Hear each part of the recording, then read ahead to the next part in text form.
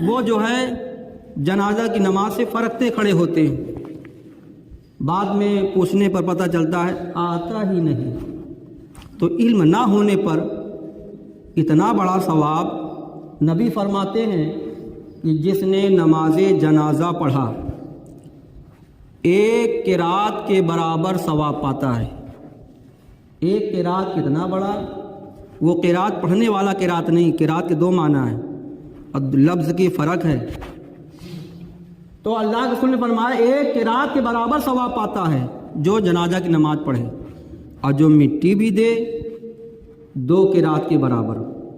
اور دو قرات کتنا بڑا؟ احد پہاڑ کے برابر۔ جو شخص مکہ مکرمہ گیا ہے وہ حاجی دیکھا ہوگا احد پہاڑ۔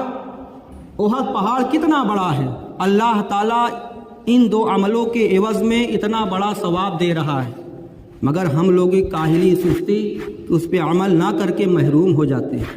اللہ تعالیٰ ہم سبھی کو نماز جنازہ پڑھنے کی طریقہ سیکھنے کی تعلیم عطا فرمائے۔ درود پاک پڑھیں، اللہم صلی علی سیدنا مولانا محمد وبارک وسلم صلاۃ و سلام علیک یا رسول اللہ صلی اللہ تعالی علیہ وسلم۔ تو حضرت ابو ہریرہ، بخاری شریف کی حدیث ہے، حضرت ابو ہریرہ کو حضور اقدس صلی اللہ تعالی علیہ وسلم رمضان کے فطرے کا مال جو اکٹھا ہوا تھا اس کی پہرے داری، اس کی ذمہ داری دی تھی۔ تو حضرت ابو ہریرہ اس گلے کی حفاظت کر رہے تھے، دیکھ ریکھ کر رہے تھے۔ رات کا کچھ پہر گزرا، حصہ گزرا، ایک شخص بوری لے کے آیا، بوری میں غلہ بھرنے لگا۔ تو حضرت ابو ہریرہ اس کا ہاتھ پکڑ لیے، کہا یہ کیا کرتا ہے؟ کہا کہ کیا بتائیں، بہت مجبور ہیں، بال بچے والے ہیں، بڑی پریشانی ہے، چھوڑ دیں، آئندہ میں نہیں آؤں گا۔ تو کہا ٹھیک ہے، چھوڑ دیا۔ مسلمان بڑا رحم دل والا ہوتا ہے۔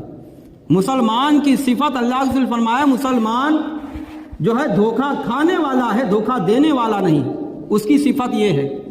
تو حضرت ابو ہریرہ فرماتے مجھے رحم آ گیا، میں چھوڑ دیا اس کو۔ جب صبح ہوئی، معاملہ ابو ہریرہ اس آدمی کے ساتھ ہوا تھا۔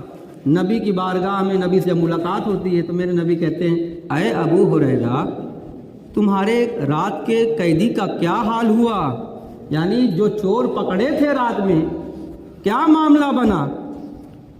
اب بتائیے۔ تو ابو ہریرہ نہیں کہتے ہیں کہ یا رسول اللہ کیسے معلوم آپ کو؟ آپ تو علم غیب آپ کو آتا ہی نہیں، علم ہی نہیں ہے کہ کل کیا ہوا، کیسے خبر آپ کو؟ مگر صحابی تھے، وہابی نہیں تھے۔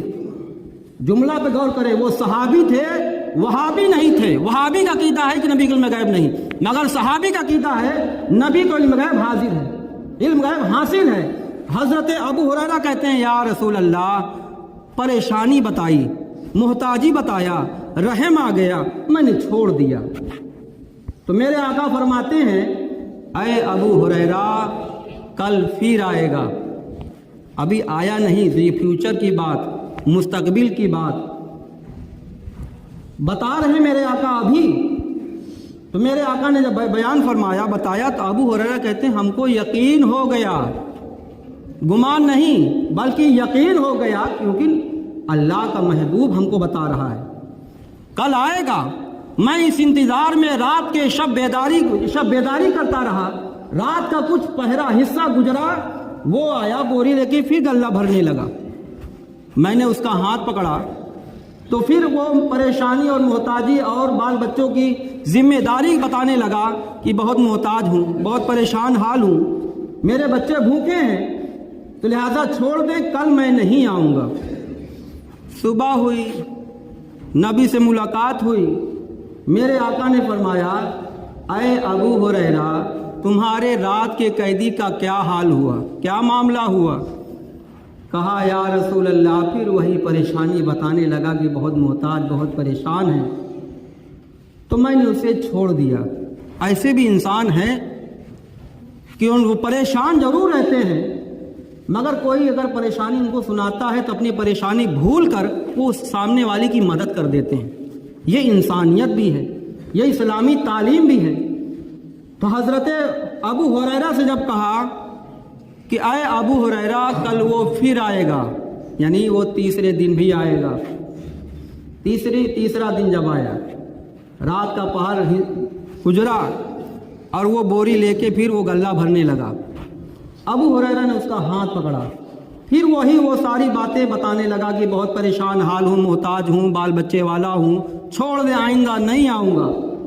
حضرت ابو ہریرہ کہتے ہیں تو 2 دن سے یہی وعدہ کرتا ہے، آئندہ نہ آؤں گا، چھوڑ دیجئے۔ چھوڑ دیتا ہوں، پھر آیا، پھر آج یہی کہہ رہا ہے کہ چھوڑ دیجئے، میں آئندہ نہیں آؤں گا۔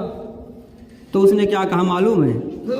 کہا اچھا آپ چھوڑ دیجئے، اب نہیں آؤں گا، ہاں اگر آپ ہم کو چھوڑ دیں گے نا، نبی کے پاس نہیں لے چلیں گے، تو ہم آپ کو ایسا وظیفہ بتائیں گے، ایسی دعا بتائیں گے، اگر آپ پڑھ لیں گے تو آپ کے اوپر اللہ تعالیٰ آپ کی حفاظت فرمائے گا، یعنی فرشتوں کی مقرر کر دے گا جس کو آپ کی وہ محافظت کرتے رہیں گے، آپ کی حفاظت کرتے رہیں گے۔ تو کہا ٹھیک بتاؤ، تو وہ آیت الکرسی بتایا، وہ آیت الکرسی بتایا کہ جو شخص آیت الکرسی پڑھتا ہے اللہ تعالیٰ اس کی حفاظت کرتا ہے۔ جب صبح ہوئی، نبی نے کہا اے ابو ہریرہ تمہارے رات کے قیدی کا کیا معاملہ ہوا؟ کہا یا رسول اللہ وہ پریشانی بتایا، مگر آج جو ہے اس نے کہا کہ ہم آپ چھوڑ دیجئے، ہم کو نبی کے پاس ہم کو نہیں لے جائیں گے، ایک دعا بتائیں گے، ایک وظیفہ بتائیں گے، اگر آپ پڑھ لیں گے تو اللہ تعالیٰ آپ کی حفاظت فرمائے گا۔ تو میرے آقا نے کیا کہا سنیے، میرے آقا نے کہا، وہ جب ابو ہریرہ کہتے ہیں یا رسول اللہ، اس نے کہا کہ آیت الکرسی جو پڑھ لیتا ہے اللہ اس کی حفاظت کرتا ہے۔ تو میرے آقا نے فرمایا تھا جھوٹا مگر بات سچی کر گیا، یہ بات جو بتائی ہے وہ حقیقت ہے، آیت الکرسی جو شخص پڑھ لے اللہ اس کی حفاظت کرتا ہے۔ مگر اے ابو ہریرہ 3 دن سے جس کا سابقہ پڑھ رہا تھا تمہارا، جانتے ہو وہ کون تھا؟ تو کہا اللہ اور اس کا رسول بہتر جانتا ہے۔ تو میرے آقا نے فرمایا ھذا شیطان، وہ شیطان تھا جو 3 دن سے تمہارے ساتھ معاملہ پیش آ رہا تھا۔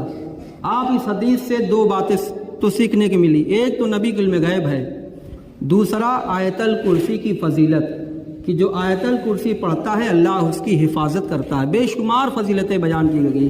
درود پاک پڑھیں، اللہم صلی علی سیدنا و مولانا محمد و بارک وسلم، صلاۃ و سلاما علیک یا رسول اللہ صلی اللہ تعالی علیہ وسلم۔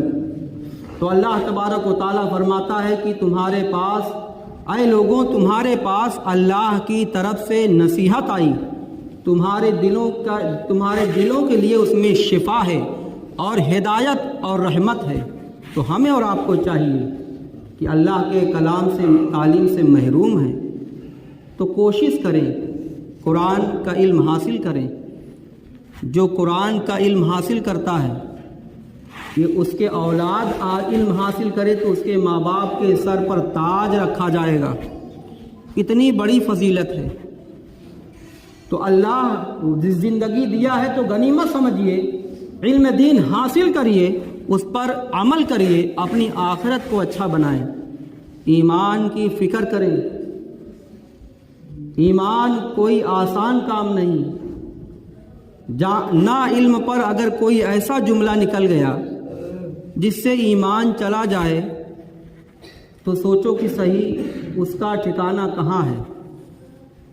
اب وہ حدیث نہیں یاد ہے، وقت بھی زیادہ ہو چکا، نہیں تو بتاتے کہ صحابہ کرام نے ایمان کے خوف سے جب کوئی اگر ہوا چل جائے، تیز آندھی چل جائے تو وہ گھر میں نہیں گھس کے بیٹھ جاتے تھے، مسجد کی طرف بھاگتے تھے۔ اتنا خوف ایمان کا، ان کو اپنی ایمان کی فکر اتنا رہتی تھی وہ۔ تو ہمیں اور آپ کو بھی اپنی آخرت اور اپنی دنیا کو، دونوں کو بہتر بنانے کے لیے علم دین حاصل کریں گے، تبھی آپ دین دنیا کے پریشانیوں میں علم کے ذریعے سے اپنی آخرت بھی سنوار لیں گے، اپنی دنیا بھی سنوار لیں گے۔